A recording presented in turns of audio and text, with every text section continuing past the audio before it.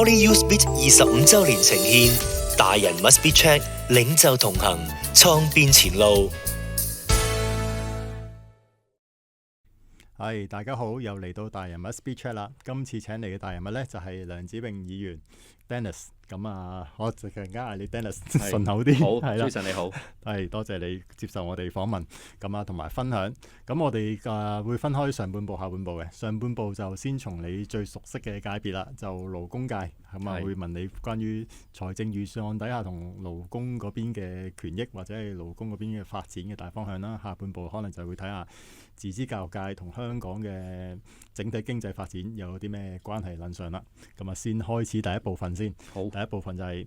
啱啱財政預算案出咗之後呢，就有好多大方向出咗嚟嘅，尤其是喺科技上面嘅應用啊，或者係一啲財政上嘅支援。想聽下阿 Dennis 你有啲初步咩個人睇法？係整體香港嗰個發展都係配合國家俾我哋香港特區嘅任務啦，即係喺建設八大中心，其中一個最重要嘅就係我哋講緊國際創新科技中心啦，呢方面發展啦。咁所以你見到第六屆嘅特區政府由22年開始一路都喺孫東局長帶領之下喺創科嗰方面，其實都投放好多資源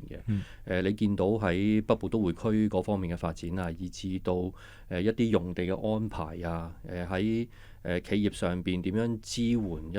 啲我哋叫新型工業化嘅發展啊，點樣去邀請一啲有國際實力啊，或者內地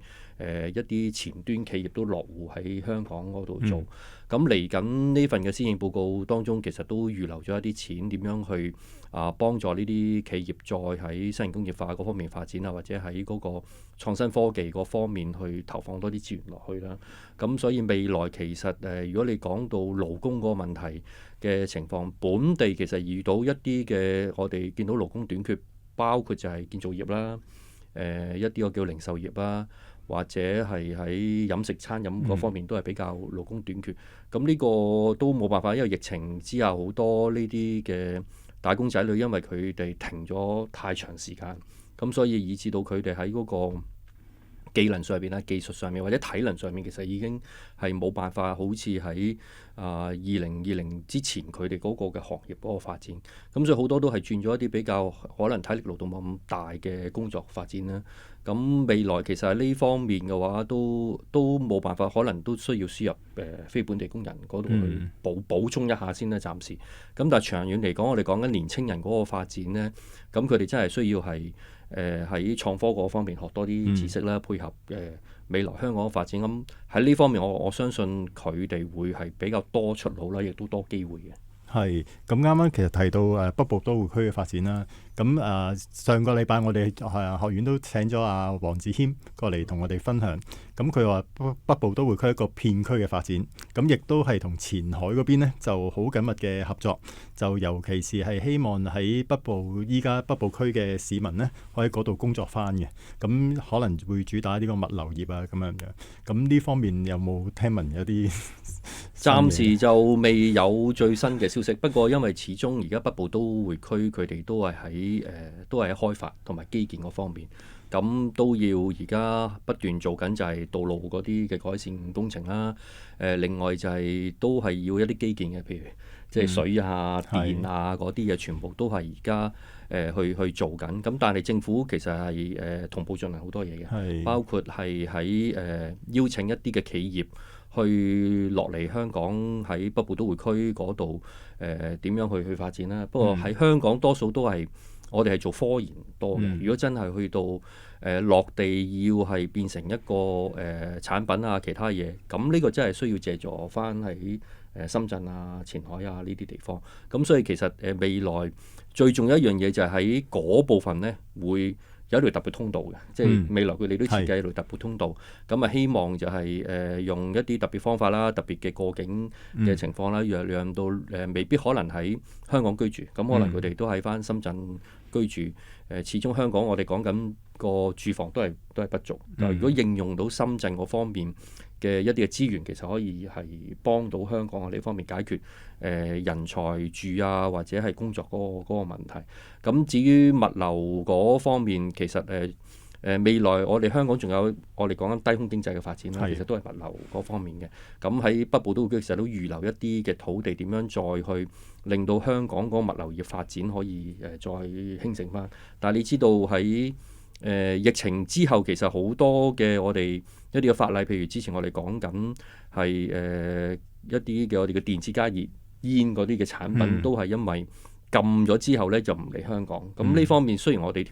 條例而家都改咗嘅，容許佢過境香港，但係始終物流業佢哋嗰個嘅發展已經習慣咗喺唔同嘅港口出去啦。咁呢方面點解我哋要有一個新嘅物流園或者呢方面嘅物流發展，其實都希望就係會唔會有其他方面唔同嘅產品啊，都可以借助北部都會區我哋講緊香港嗰個國際嗰個中心啦，我哋嗰個嘅法制嗰方面啦，點樣可以真係喺物流嗰方面幫到唔同嘅企業喺呢度發展，係改善香港經濟咧？呢個係最重要嘅主因。係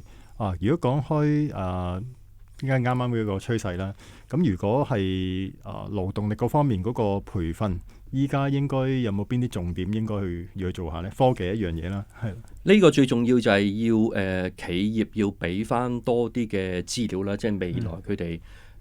如果喺北部都會區，佢哋有個係物流中心嘅，究竟佢哋需要啲咩嘅人才？個人才有咩職位嘅話呢？咁可以同香港唔同嘅培訓中心啦，譬如我哋工聯會其實都樂意去幫佢哋去做嘅。咁香港仲有再培訓局啦，再培訓局其實固然再培訓局其實都有一啲我哋叫包班嘅課程嘅。咁如果企業可以係提供多啲資料嘅話，其實就可以申請固然再培訓局。咁有啲包班嘅可以係預先去培訓定一啲嘅技術人才。咁當嗰個嘅園區或者片區發展成熟嘅時候，其實已經係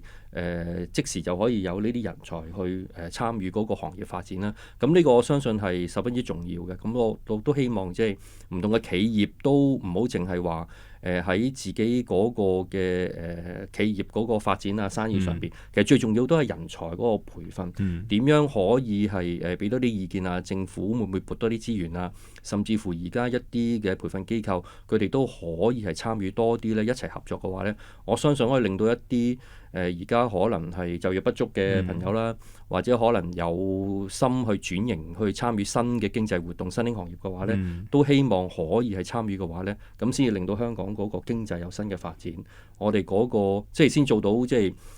我哋習近平主席所講嘅獲得感啊、幸福感嗰度先可以建設到。係啱啱講就係企業去表達。咁其實通常施政報告或者係財政預算案之前呢，都做好多即係民間組織嘅諮詢，或者佢哋啲 submission 可以俾政府知嘅。咁其實勞工嗰方面佢點樣表達佢自己想幫自己增值啦？點樣佢覺得自己欠缺啲乜嘢？佢有冇呢啲渠道嘅？勞工其實我哋有唔同嘅工會啦，有唔同嘅組織，我哋都市民都表達好多意見，我哋都有一啲嘅調查啊、問卷啊情況。但係最重要點解香港個勞動力不足？最主要就係因為工資水平其實係一直都追唔上嗰個嘅通脹啦，或者生活嗰個嘅壓力啦。你見到過去一兩年，無論係交通運輸嗰個嘅加價，住房又加價，一啲好多物價都加價。你最近見到啱啱過完農曆新年，你見一啲連鎖快餐店唔係加1蚊2蚊就已經加咗3蚊，所以其實嗰個嘅生活壓力係真係好高嘅。咁企業自己本身嗰個嘅經營成本都上漲啦，因為疫情之後好多嘅物流上面嗰個嘅即係成本真係高咗好多，物價又高咗好多。咁唯一佢可以減成本，其實就係減人工。一減人工，咪導致到即係勞動力嗰個其實勞動力其實唔係不足嘅，只不過係嗰個工資水平達唔到個要求，咁所以咪冇人參與嗰個行業咯。見到好多都係去咗做保安啊、清潔嗰啲，咁所以呢方面係需要正視。我哋都希望可以做多啲嘢去幫佢哋轉型嘅話咧，其實可以幫到個社會有發展。咁啱啱提到咧就係原來做保安都可以分中人工做高過好多傳統唔同嘅職業嘅，我哋閒談之間可以提到。咁其實依家開始年青人要諗讀書嘅時候，揀唔同嘅學科。咁傳統嘅大學有好多傳統嘅學科啦，但係要因應時代轉變去做新學科咧，可能自資教育界別咧就靈活少少。咁啊呢方面都想聽下梁議員嘅睇法。香港我哋一路發展喺我個年代啦，讀書我70年代開嚟到時候，去到我係升讀大學嘅時候，就啱啱政府喺90年代之後，其實係大批咁調升嗰個大學嘅學額嘅。咁社會上面亦都有一個改變，就係點樣將個社會變成我哋叫做知識型嘅社會。咁所以喺大學學額膨脹之下，咁連我哋成個中學個制度都改晒啦。由5個 banding 去咗3個 banding 啦，另外一啲工業學校啊、職業先修學校都係已經因為標籤嗰個問題，亦都取消咗。以至到而家我哋中學嗰個階段，好多都係直升上去，即係大學，全部都係以學術型嗰個嘅發展，但係就忽略咗即係原來我哋嗰個城市運作好需要一啲我哋叫技術嘅人，佢哋未必係低技術嘅，但好多都係可能係一啲唔係我哋叫做學術型嘅人才，一啲嘅技術型嘅人才。咁所以未來嘅發展當中，大學最主要就係做一啲我哋叫培訓一啲研究型嘅人才啊。一啲學術性啊、專業嘅人才，但係自資院校因為佢嗰個就住香港我哋嚟緊做嗰個專上即係院校嗰個條例第320章嘅修訂咧，其實係一個好一個新嘅發展，可以讓到自資院校咧喺佢哋精簡咗架構啊、運作模式，佢可以簡化咗之後咧，咁未來其實佢哋喺個課程發展當中可以係集中去培訓一啲嘅技術人才，即係我哋所講嘅應用科學嘅大學，即係培訓一啲嘅人才，可能真係就住城市嘅運作當中需要呢啲人才嘅，包括譬如我哋講緊護理啦，一啲可能係創意啊、藝術啊。而家我哋仲有好多一啲叫做係用電腦去做好多唔同嘅動畫嗰啲咧，咁自資院校其實可以就住市場嗰個發展咧，更加靈活去開創一啲嘅新個課程咧，讓到唔同技能啦、唔同興趣啦、唔同能力嘅學生，佢哋未必真係要揀呢啲傳統嘅大學，反而佢哋可能去一啲自資嘅大學啦，可能佢哋嘅發展係仲更加好。咁你見到譬如內地其實已經係行緊呢個方向，佢哋行呢個方向仲唔係喺專上學院嗰度去發展，有啲可能喺高中嘅階段已經係有職業嗰方面嘅發展。我知道譬如深圳一間係職業嘅二中咧，其實佢哋已經有啲叫電商嘅課程發展，亦都係好出名，好多學生去慕名有去讀嘅。咁所以自資課程自資院校佢哋推出嘅課程，其實係更加配合到個社會發展，亦都係可能係因為咁樣可能仲收到好多學生。佢必須要配合社會發展，如果唔係收唔到學生。係啦，所以佢咁樣發展係收到更多學生，其實對於院校個成長啦、發展係會更加好嘅。係，其實而家傳統嘅中學咧，或者中學嘅公開考試可以有嘅學科數量咧，即係可以揀嘅，即係好多，仲係好傳統，係啦。咁如果即係唔係個個年青人都中意讀嗰啲學科，或者嗰啲學科係有發展所長噶嘛？咁如果啱啱你嘅話，哇，原來去到高中都可以提早發展一啲自己專項有興趣嘅科目嘅，我覺得就係非常理想嘅。咁但係依家呢，但係畢竟就學制未變之下呢，可能收學科嘅時候3322啊、22啊都係規限於嗰啲傳統考試學科啦，咁啊未必收到嘅。如果呢度可以有冇空間可以改善呢？最主要我哋講緊中學文憑考試即係 DSE， 其實都推行咗10幾年。我哋喺議會上面都一路講，其實都要檢討一下，即係配合社會嘅發展，喺嗰個我哋叫甲類嗰個科目上邊，係咪都仲可以加啲嘅新嘅課程入去啦？乙類嗰啲，譬如應用科學嘅我哋叫 APL 嗰啲課程，係咪都可以即係盡快去做一啲嘅研究探討，加入多啲嘅課程，讓到學生如果佢即係學術能力不足嘅，佢揀多啲應用科學呢啲科，其實佢可以銜接到大學咧更加好。我知道香港有間大學其實佢有中學。佢辦學團體又有中學又有大學，咁佢哋已經係推出一啲課程，只要你喺我中學讀呢啲課程，已經銜接到上去大學啦。咁所以其實喺呢方面嘅話，如果未來用320去註冊呢啲嘅學校，其實可以係同唔同嘅中學做多啲嘅銜接，咁業界又參與多啲喺中學嗰個課程當中去俾多啲意見，企業亦都可以加入去嘅話，其實係可以讓到真係一條龍嘅，中學同大學都一條龍。有啲學校我知道，譬如元朗間學校佢直情有係做汽車維修技術嘅，都有嘅。但係就要真係自己投放好多嘅資源咯。咁所以未來個發展因應住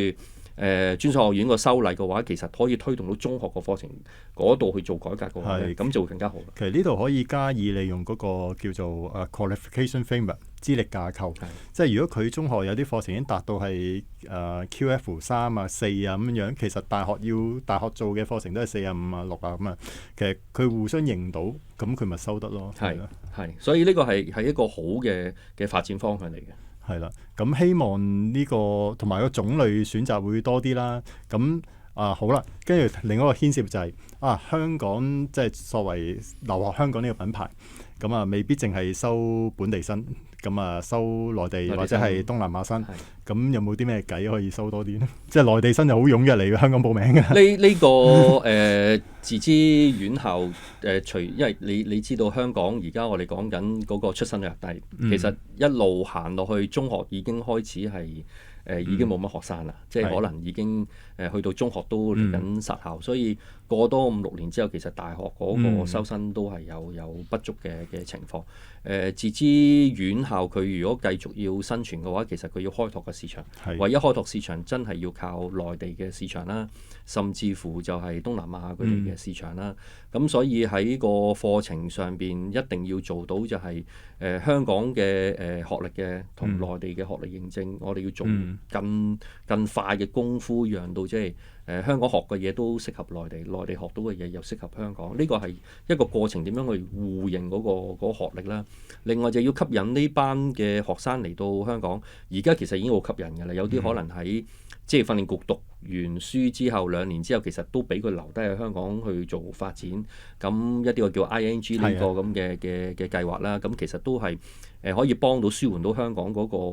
勞動力不足啊、勞工短缺嗰個問題。咁只要有呢啲計劃嘅話，其實就係可以吸引到內地嘅人落嚟香港讀書，跟住喺香港嘅發展。但係另一個我哋要處理嘅問題就係居住個問題啦。因為無論係而家我哋講緊政府資助大學，宿位都唔夠。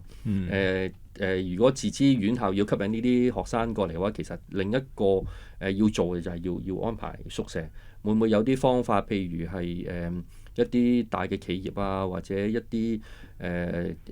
參與多啲，點樣可以捐助多啲嘅宿舍去改造，令到嗰個香港嗰個嘅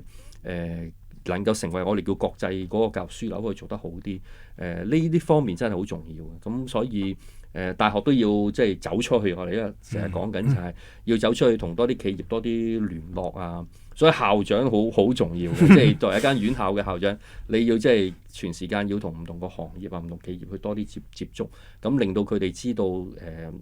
自資院校佢而家發展方向係點樣啦。我哋想培訓啲咩人才啦，或者接收下佢哋對於香港未來個發展，企業又需要咩人才，大家一齊配合嘅話呢，佢又可以捐助多啲落去。與其我見到而家好多大嘅企業可能投放好多資源落去做一啲社區服務嘅話，我寧願佢不如將呢啲資源撥落去一啲嘅專上院校入邊，喺專上院校提供多啲支援俾學生，同一時間鼓勵啲學生去參與社會服務。其實呢個就正正就係一個點樣配合到我哋講緊係社會當中同即係院校、大學、專上學院嗰個合作同企業合作。咁呢個就係變成一個即係產學科研投幾方面一齊合作呢，先至可以推動到香港去發展個國際嘅教書樓嗰個情況。哇！呢個我都非常同意啊，即係簡直係一個亮點嚟嘅。因為呢，如果靠企業自己去做嗰啲社會服務呢，其實嗰個規模好細，又好有限，同埋佢亦都未必着手到幫個學前年青人發展到啲咩特別嘅方向。咁如果由學校嗰邊去做，因為學校本身都做培訓啊嘛，咁樣資源方面、經驗方面又比較多，亦都分分鐘可以安排到啲導師去跟進住佢哋做社會服務。咁非常好，多謝 Dennis 今日嘅點子。咁我哋今日時間到呢度差唔多，多謝大家。